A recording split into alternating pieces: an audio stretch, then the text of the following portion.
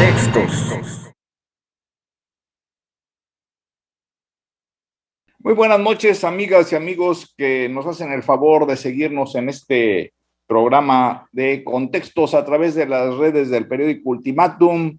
Muy buen inicio de semana después de los días de guardar o días de descanso, según cada quien los tomó, que tuvimos la semana pasada.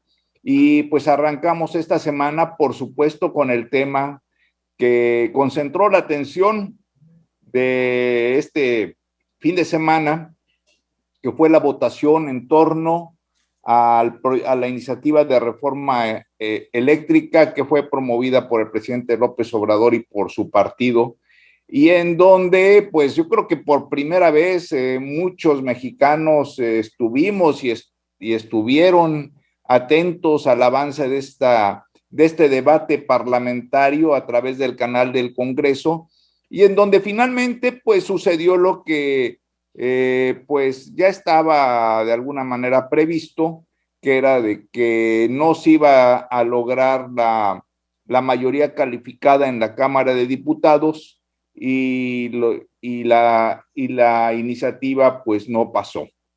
Esto, por supuesto, ha generado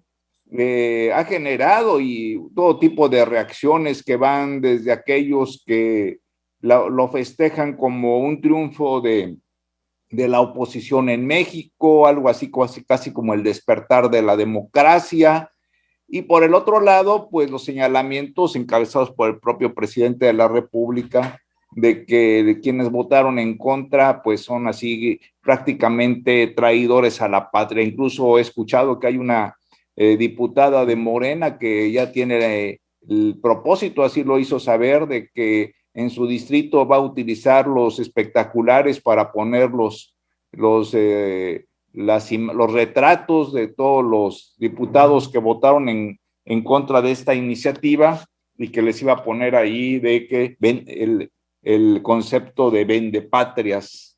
Entonces, pues este es el contexto que tenemos al respecto. Fíjate que desde que se inició todo este proceso que de alguna manera es, como dice García Márquez, crónica de una muerte anunciada, ¿verdad? Sabíamos que un día se tenía que llegar a que se discutiera en la Cámara. Pero antes de eso se generó toda una serie de expectativas, una serie de, un clima de mucha polarización, un clima de pleito, ¿no? De subirse al ring, ¿no? De subirse al ring sin guantes, ¿no?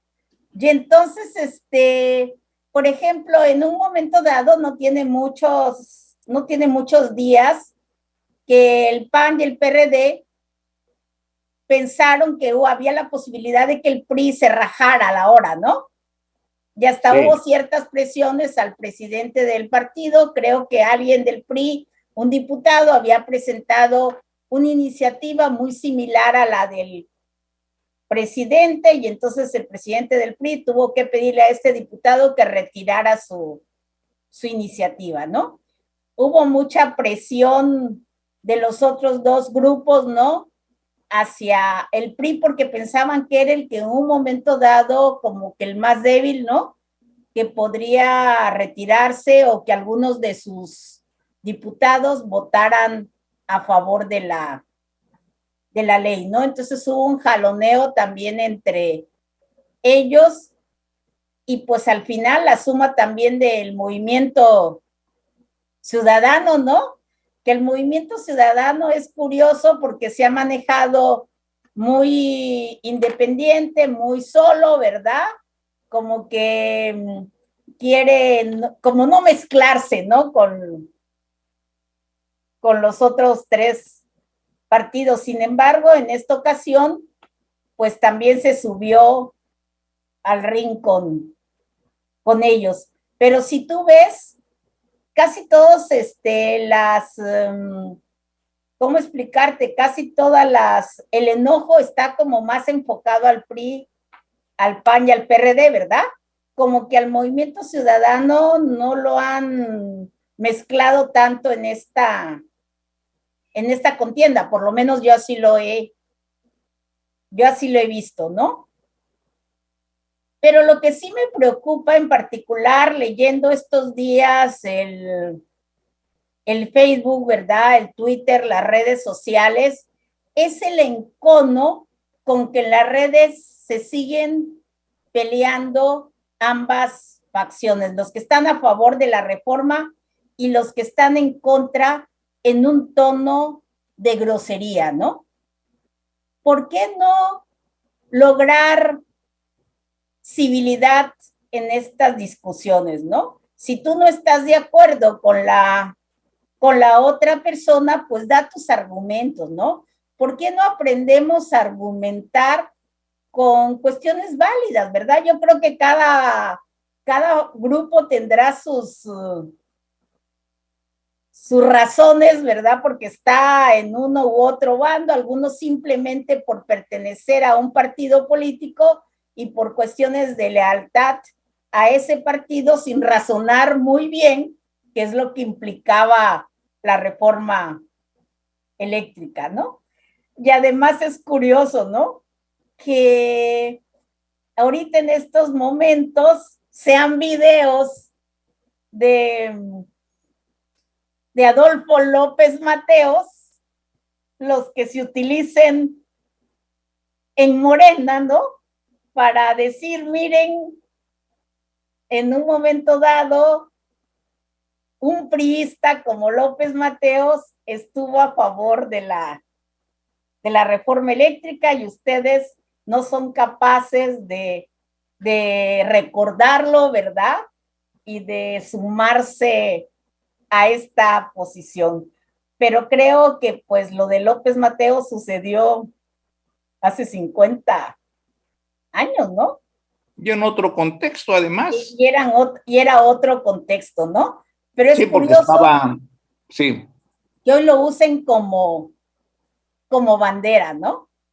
Pues de hecho, te voy a decir una cosa, yo hasta el momento, a pesar de lo que me sucede un poquito el fenómeno del conocimiento de Aristóteles, porque en la medida en que más estoy informándome o trato de entender más lo que se refiere a la reforma energética, pues en última instancia los ciudadanos ahora sí que estamos expuestos a lo que nos dijeron los políticos. O sea, por un lado, las dos facciones en pugna nos prometen, o nos prometen de que la electricidad va a ser más barata, ¿no? Eso fue, digamos, el punto de coincidencia. Y electricidad barata para el pueblo. Y por el otro lado, pues están las dos posiciones. Por un lado, el proyecto estatista de López Obrador, en donde afirmaba que fortalecer a la Comisión Federal de Electricidad se iba a lograr este propósito. Y por otra parte, pues el proyecto liberal, no le quiero poner neoliberal para que no se oiga peyorativo, en el cual pues se afirma sin tener certeza, porque todo es pura palabra en el aire, de que el libre mercado nos va a garantizar que haya libre competencia y precios bajos. La experiencia a veces sucede de que tenemos muy poca memoria. Cuando se abrieron las ventas de gasolina a la iniciativa privada, se pensó que la gasolina iba a ser más barata y que iba a haber así un libre mercado democrático y todo el mundo iba a poder salir con su carro feliz de la vida y a encontrar la gasolina que más le conviniera. Y finalmente, pues llegamos en que que la diferencia en el precio de las gasolinas de un establecimiento a otro y de Pemex a uno privado a veces son de 5 pesos, 2 pesos, 3 pesos de diferencia y realmente la gasolina sigue su propio crecimiento de precios, ¿no? Y por el otro lado, pues también poca memoria histórica, porque el sexenio de López Mateos, efectivamente, en ese sexenio, digamos que se sientan las bases de todo lo que va a ser el desarrollo estabilizador y la intervención del sector público en la economía. Pero, y por supuesto, pues uno de los puntos que se le reconocen a López Mateos fue la nacionalización de la industria eléctrica. Cuando estaba ese pleito, todavía duró después, todavía una empresa en la Ciudad de México, Luz y Fuerza del Centro, hasta ya años muy recientes. Pero también se olvida que el sexenio de López Mateos fue un sexenio muy represor.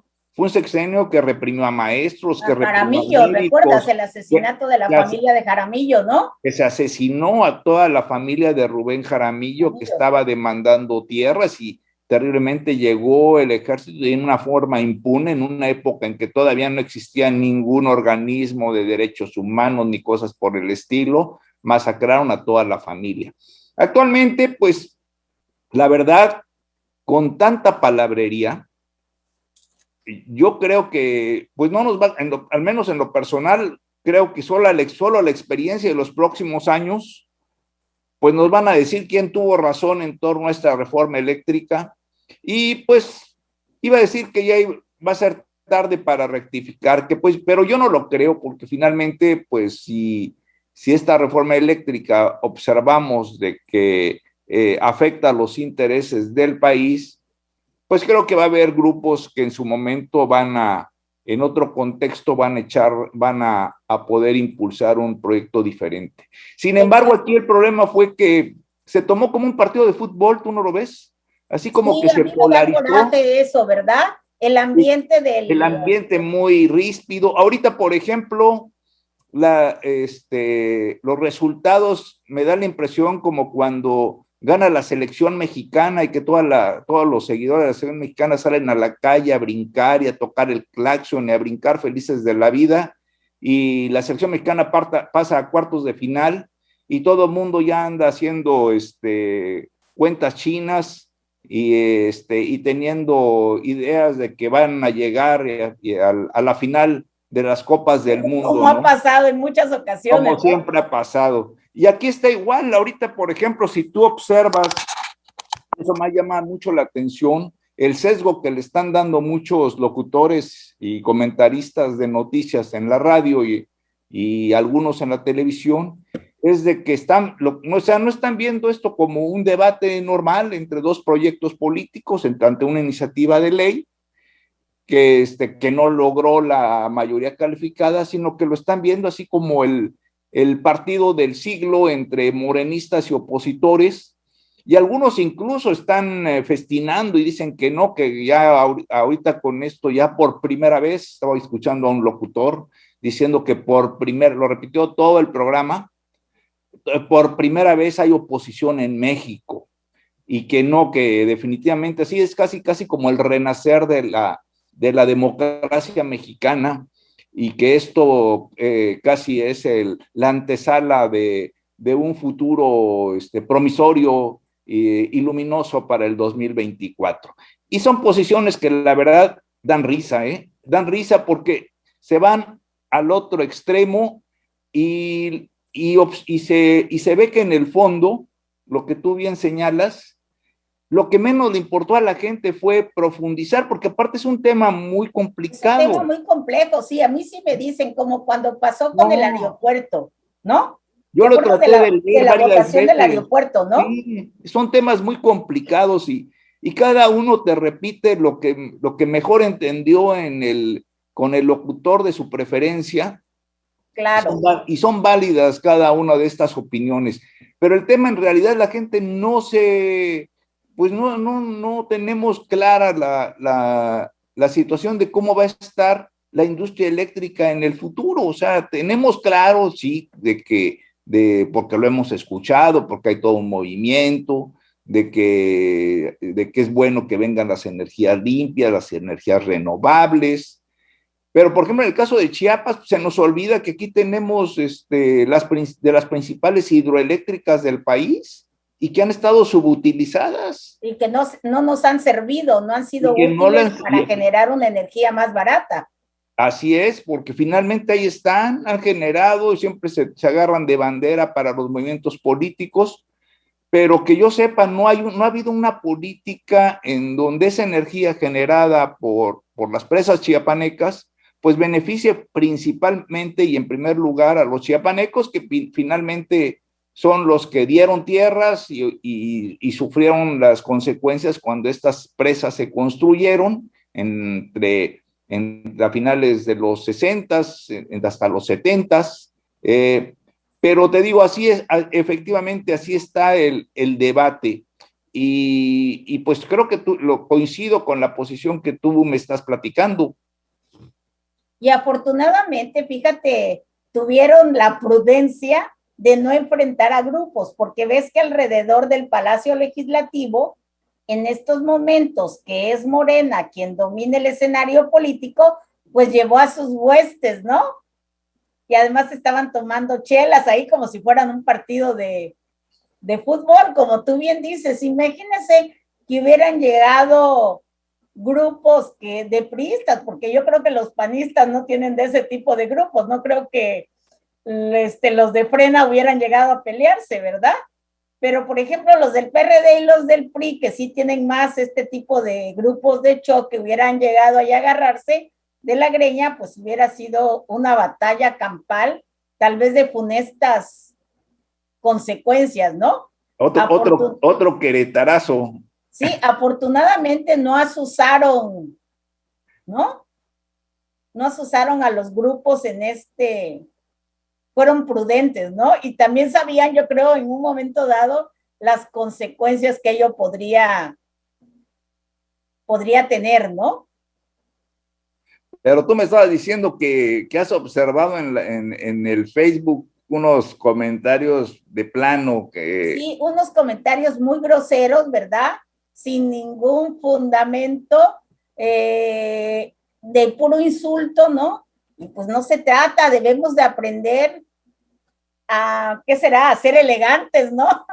No sé, a tener argumentos, a saber redactar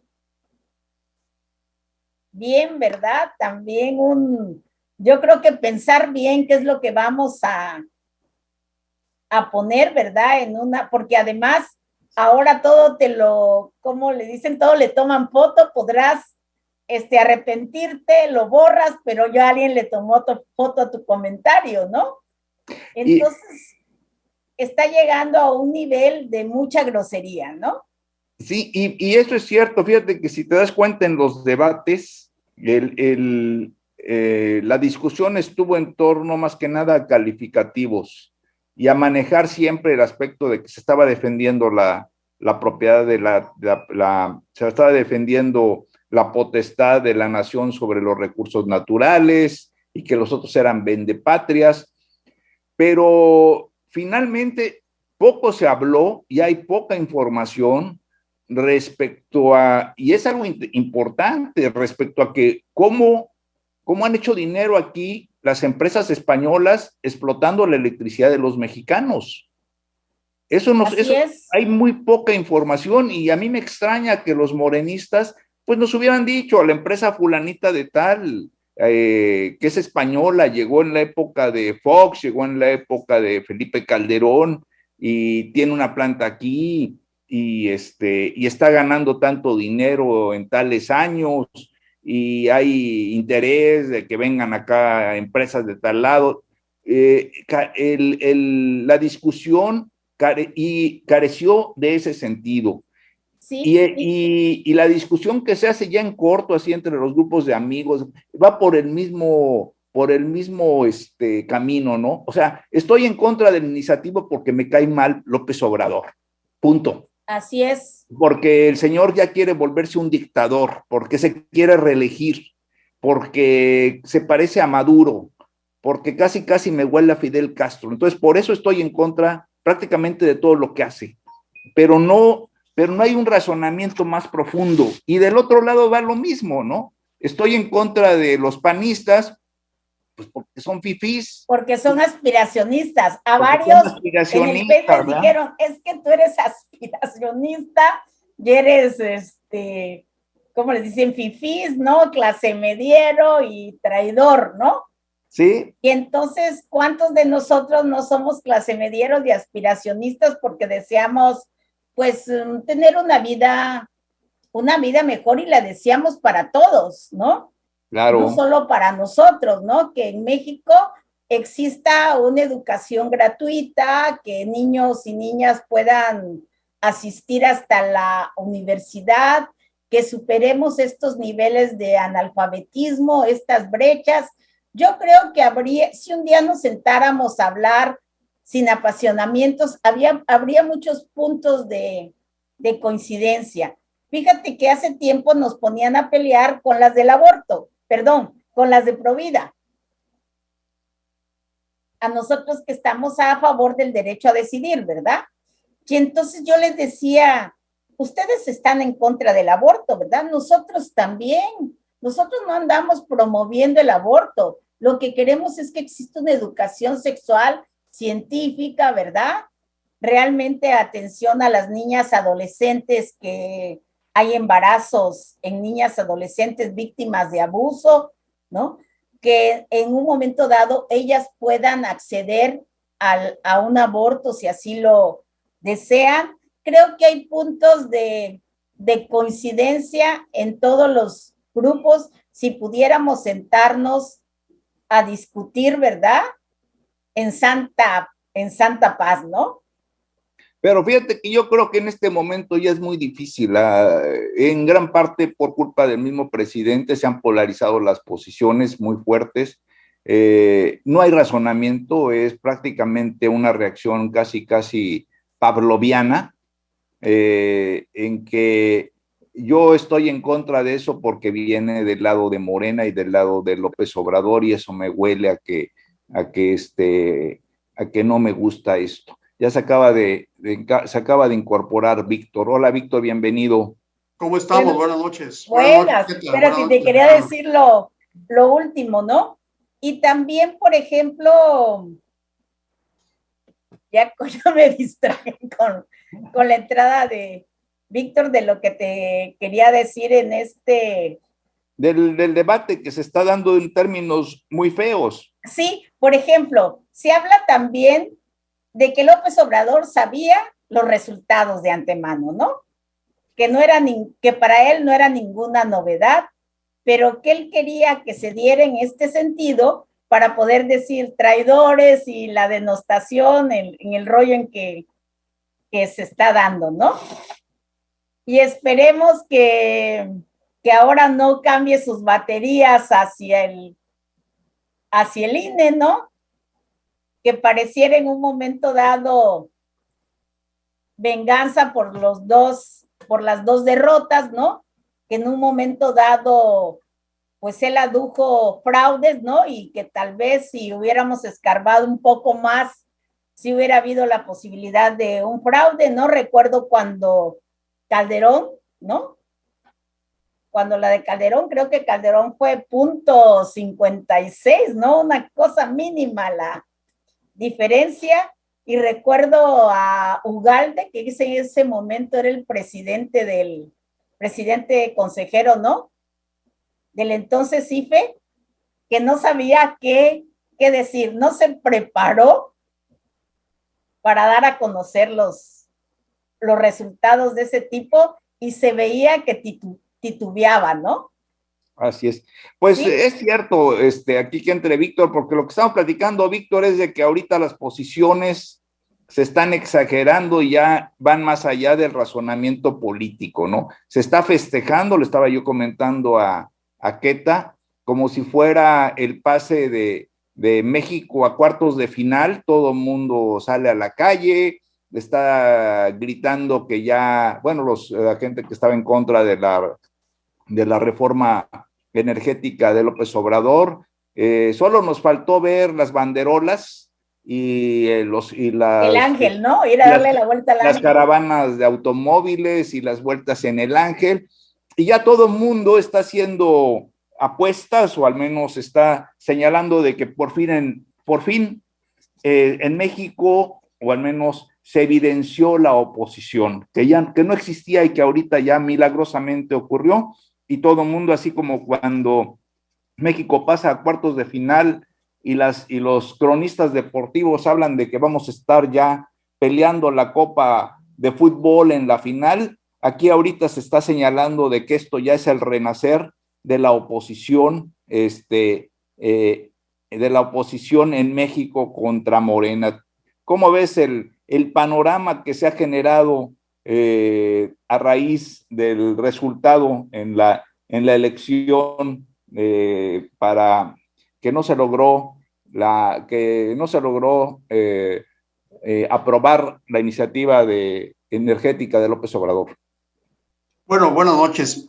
Mira, me parece que tienes razón, Junqueta, respecto a cómo se ha llevado, digamos, el discurso público sobre el tema de la votación de la reforma eléctrica, porque refleja a un país dividido, sobre todo, no dividido en clases, fíjate, sino más bien dividido en rencores.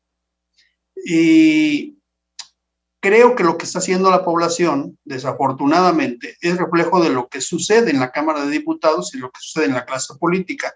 Porque si bien podemos decir que la sociedad está equivocada al festejar eufóricamente algo que es una votación de una iniciativa, de una política pública, y podemos decir que es exagerado, y que podemos decir también que es exagerado en los que se sienten, digamos, que perdieron en una votación.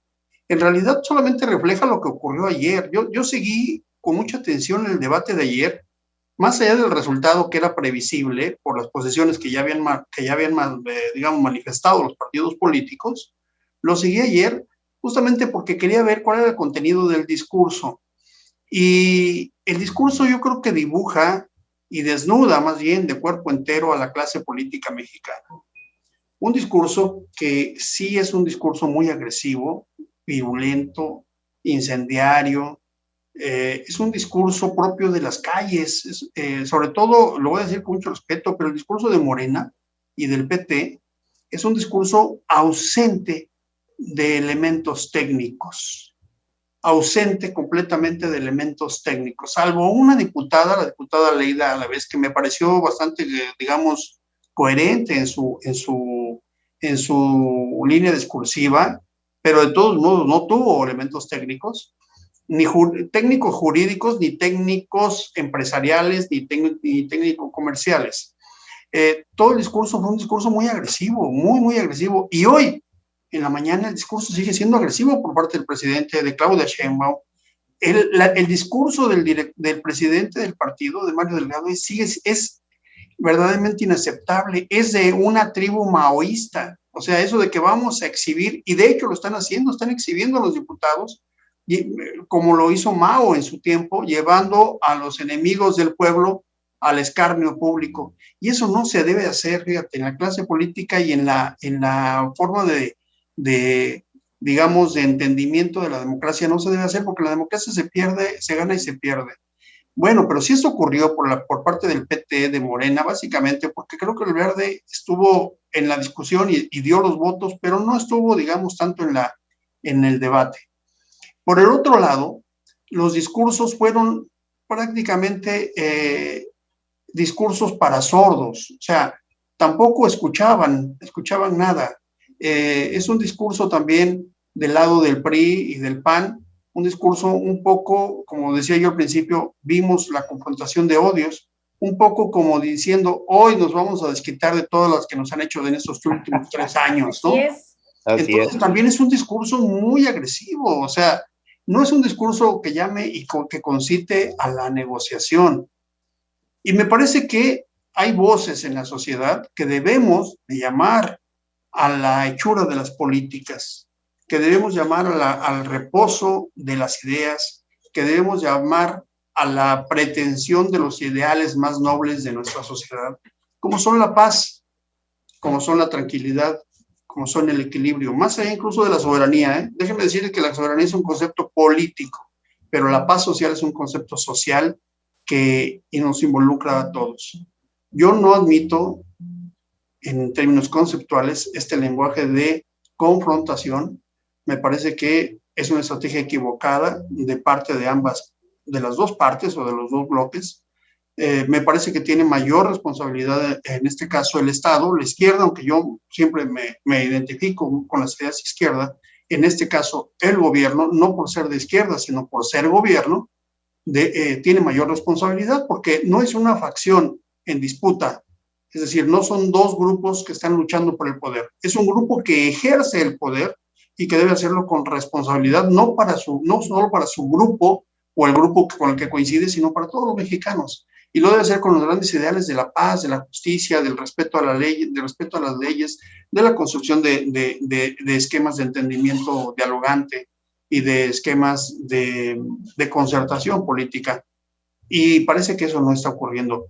Me parece grave. Ahora, las consecuencias de lo que va a ocurrir de aquí en adelante, eso ya es análisis político de otra magnitud, y si quieren en la segunda vuelta platicamos. Pero yo concluiría en esta primera parte diciendo que lo que ocurrió ayer está concitando justamente a lo que está ocurriendo hoy en las calles, en los chats, en los grupos, en la sociedad.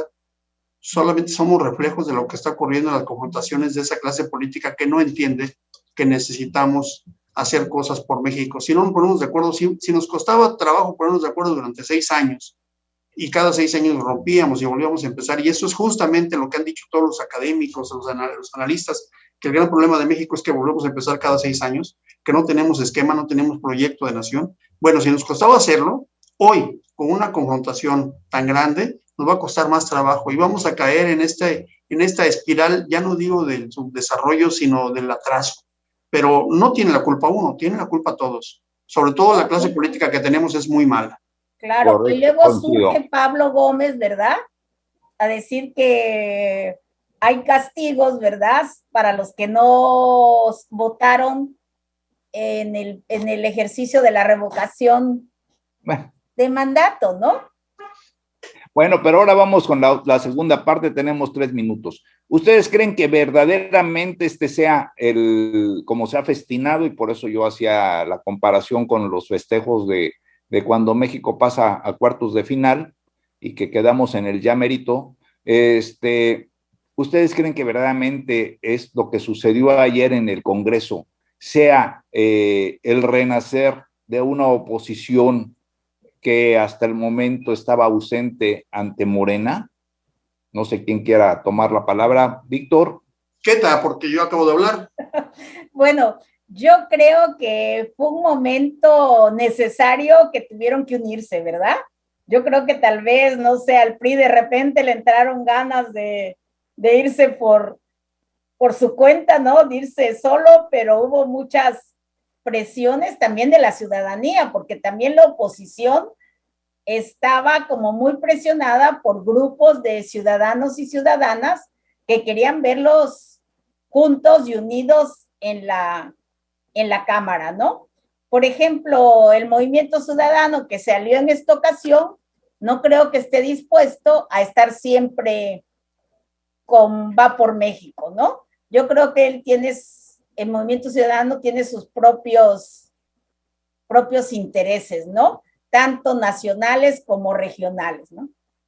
Víctor. Sí. Pues yo creo también, muy parecido a lo que dice Queta, que es más bien una alianza coyuntural, que no hay una alianza ideológica, ni programática, ni estratégica, sino que es una alianza coyuntural como una forma de defender intereses. O sea, lo que pasó ayer, además del discurso del que estábamos hablando en la primera ronda, tiene mucho que ver, pues hay empresas atrás, hay intereses de Estados Unidos, de España, evidentemente, y por el otro lado hay intereses del Estado y de un grupo político, Barley. Ya se dijo, eso ya se argumentó. Bueno, eso no se repite en las demás decisiones. Cada cosa tendrá su coyuntura.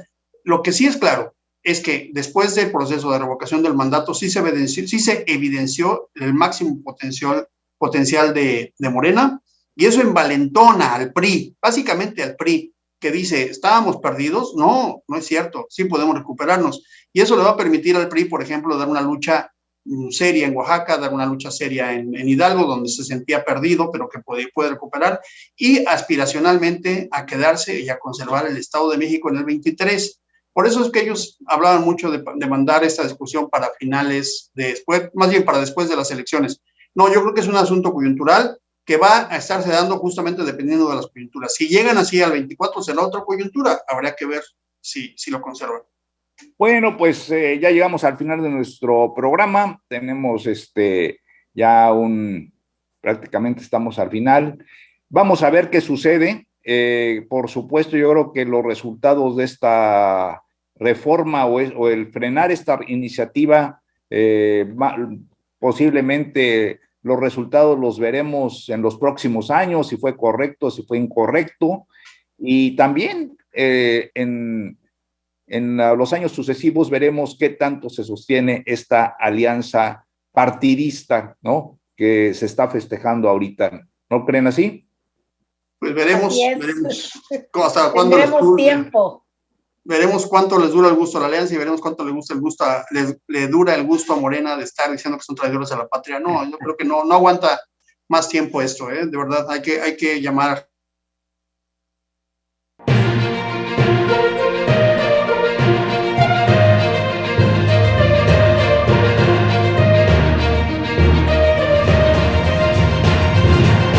Contextos.